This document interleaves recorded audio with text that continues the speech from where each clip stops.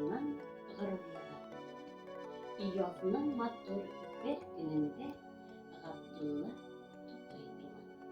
Кыска гомерле бу бала бик яшьли дөнья куйган.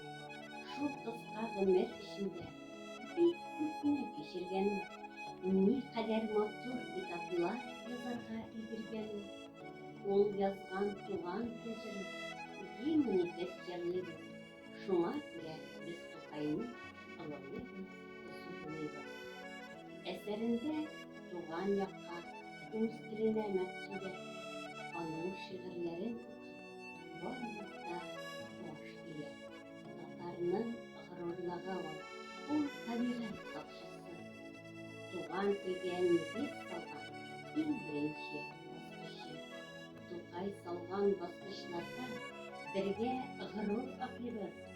Хәзер аның шигырьләрен төрле телдә яклыйбыз.